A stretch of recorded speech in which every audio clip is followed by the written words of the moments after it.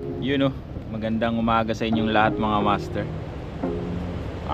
After almost 2 weeks na wala tayong fishing, pag fishing na ulit tayo mga master. Medyo minahina na kasi yung hangin tsaka yung alon. Ayan, tingnan nyo po yung alon mga master.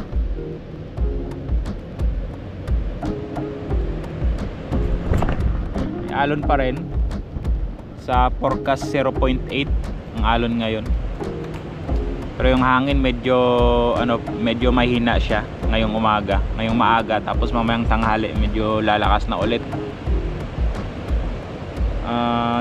Sa bagay, dire-diretso na rin naman ito mga master, na katamtaman ang lakas niya. Hindi sobrang kalma, hindi sobrang lakas. So ayan mga master, let's go. Update na lang mamaya.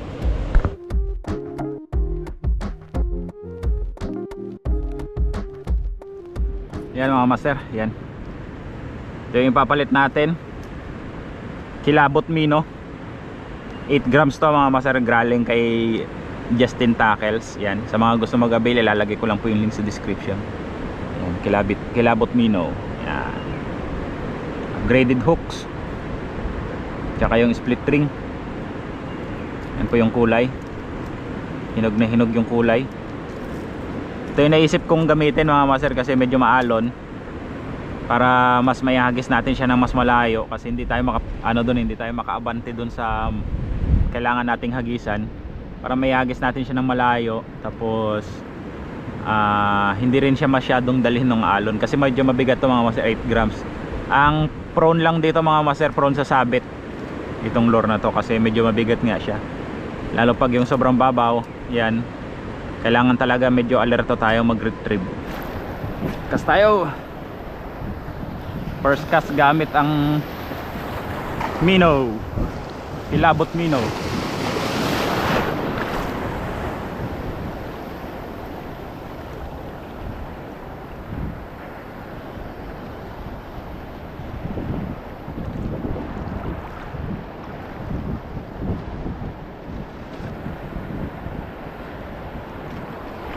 So ayan yung gamit pala nating setup ngayon mga master, light setup, Kapong 762 from Dock ng Baka. Yung ating reel ay Pioneer Evo 2000 series, galing kay Good Catch. Oops, fish on mga master, fish on. Ay nakanok pa mga master. Goldfish. Woo! Sayang yun ah. Goldfish.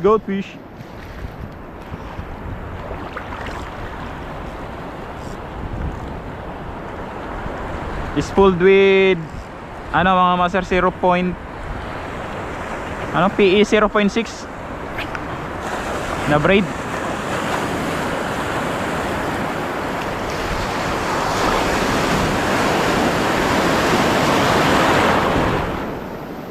Yan, may nagparamdam ng isda mga master, no? Goldfish na anok nga lang. Sabagay, medyo maliit lang din siya mga master, papakawalan din sana natin siya. Kumbaga, yung purpose lang sana is mahawakan natin, tas maipakita natin mga master. Kaso nakawala eh.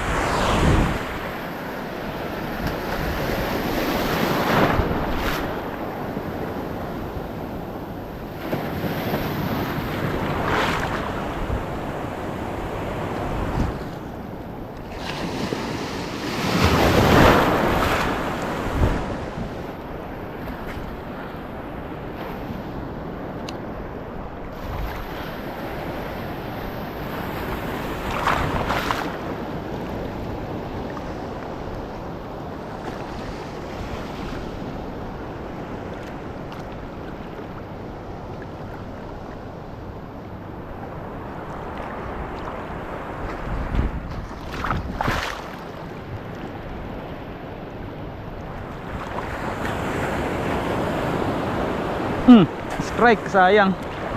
Hindi niya nadali.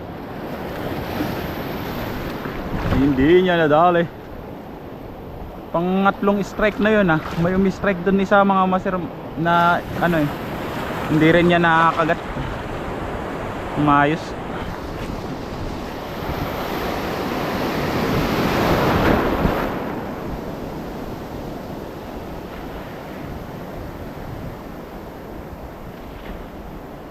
Bagay, nandito kasi talaga tayo sa mismong basagan mga master. Kaya wasak-wasak talaga yung alon. Fish on. Fish on na mga master. Ala, nakawala na naman. Abo, sayang ba? Nahintuan ko kasi i-retrieve mga master, gawa ng lumuwag, maluwag pala yung drag natin.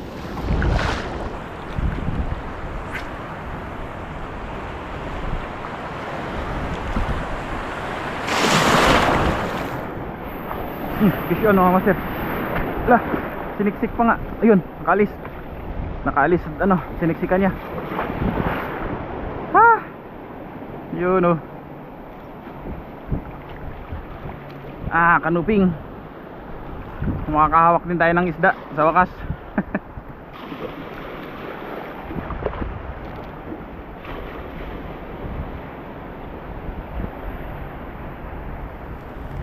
Yan po, kanuping. Pakawalan natin. Bye bye.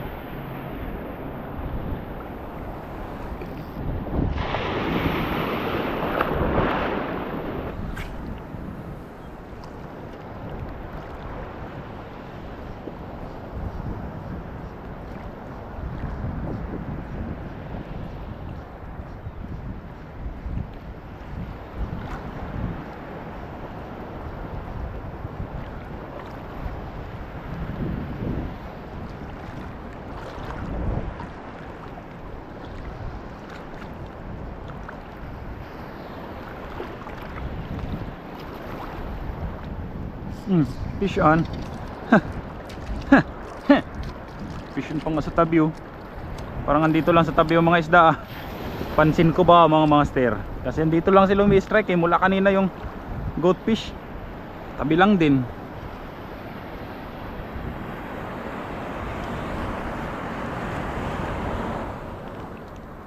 Lapo-lapo mga master oh. Kawalan natin.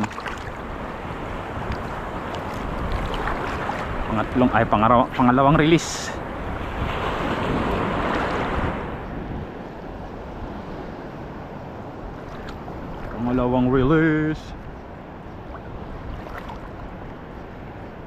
Release natin mga master. Mapapalatindan yan malalaki. Tiwala lang. Hagis lang ng hagis habang maaga pa, di ba? Maaga pa naman eh. Buti na lang hindi ganong masakit sa balat yung sikat ng araw mga master, kasi ano, natatakpan siya ng manipis na ulap, tsaka hindi siya masyadong nakakasilaw.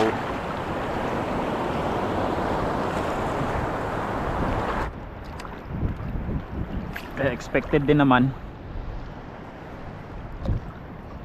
kaya nagpaaga rin tayong punta rito sa spot para maaga rin tayo makapaghagis, para hindi rin tayo masyadong abutan ng ano rito. Yun o, ini-strike ko. Hindi rin tayo masyadong abutan ng lakas dito.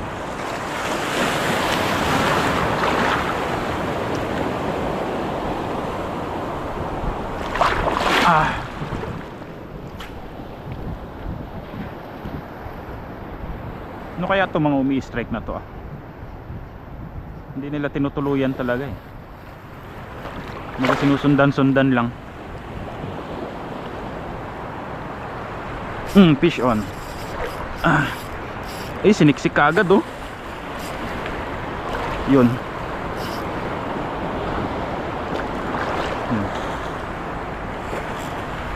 Ay, takbo. Yun. Wala talaga. Talong sinisiksik ata ah.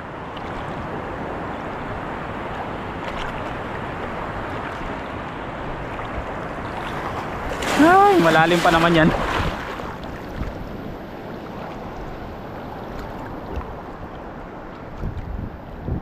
Siniksik lalo. Yun, naalis snapper to mga master. Malamang sa damo ito siniksik. Yan, hilain natin, pilitin natin. Sa damo ito siniksik. May kasama ng damo malamang ito. Yan, umigpit yung reel natin. Mahirap hilain.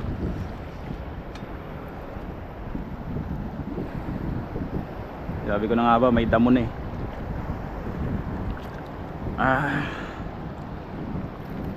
Kanuping pala.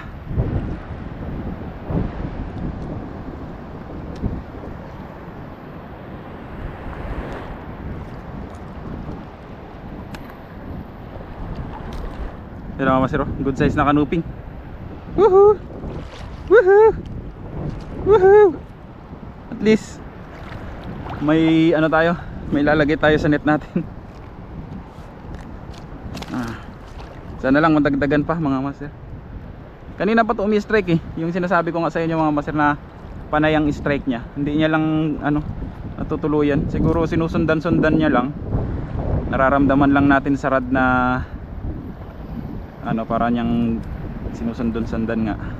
Pinipitik-pitik yung lure natin, kaya panay ang strike. Kaya nasabi kong panay ang strike. Tapos yun, kumagat na lang.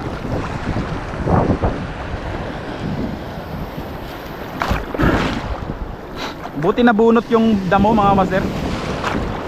Hindi naman pala nakasabit yung hook sa damo, kasi nakasabit sa katawan niya mga master. Pinulupot niya lang yung ano natin, leader sa damo. Yan oh, kaya kulot-kulot yung leader natin. Yan.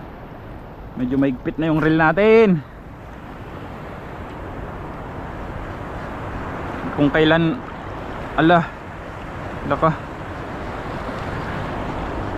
kung kailan nag-ano yung mga isda ngayon ka pa humigpit Grabe kaigpit mga master.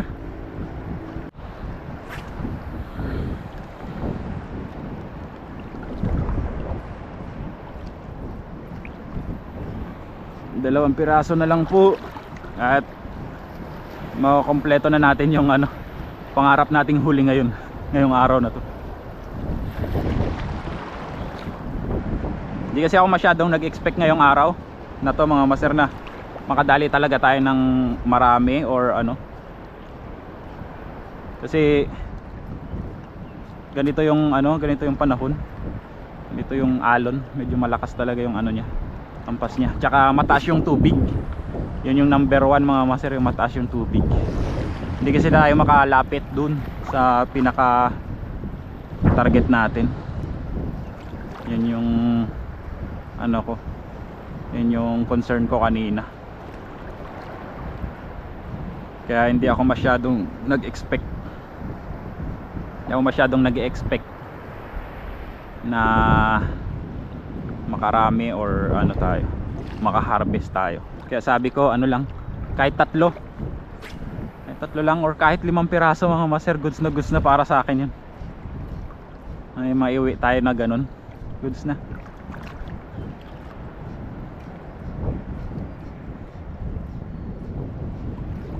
Ano lang naman ito eh, sumubok lang din talaga tayo kasi matagal tayong natambay, matagal tayong hindi nakapag fishing.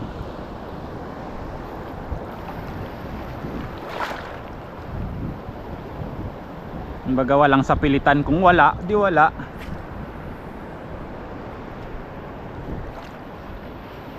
Kung meron kahit 3 piraso di salamat, kahit 1 piraso nga lang mga master, goods na ito.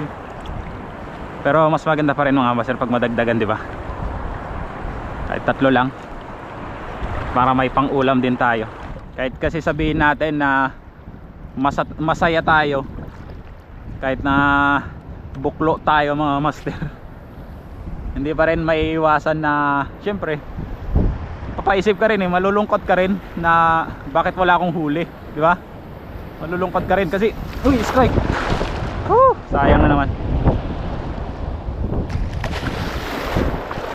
Kasi kumbaga yun yung ano natin eh, yung mga goal natin, yung makapagland tayo ng isda, di ba? Yan pa rin talaga yung goal natin dito, makapagland ng isda. Kaya nga tayo nagpa-fishing eh.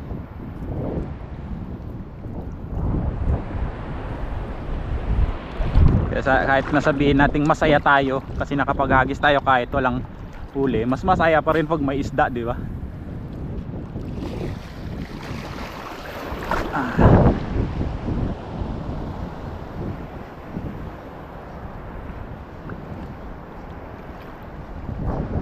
Fish on. Fish on mga master. Ay, nakawala na naman. Magaling talaga sila dito ah. Magaling talaga sila dito mga master. Yan o, dinaanan ng isda mo. Tapos nawala yung isda.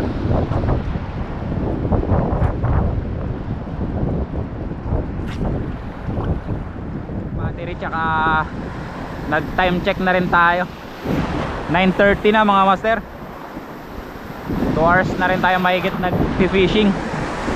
Isa pa lang ililand natin. Yan, try naman natin to, Raiden Mino 6 grams.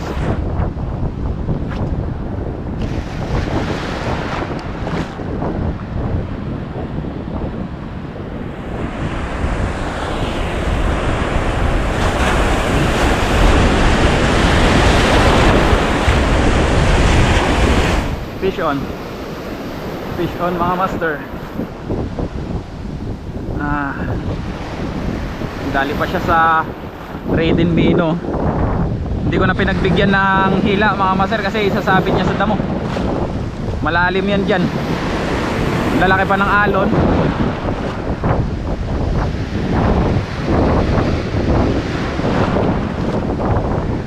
Checkered snapper.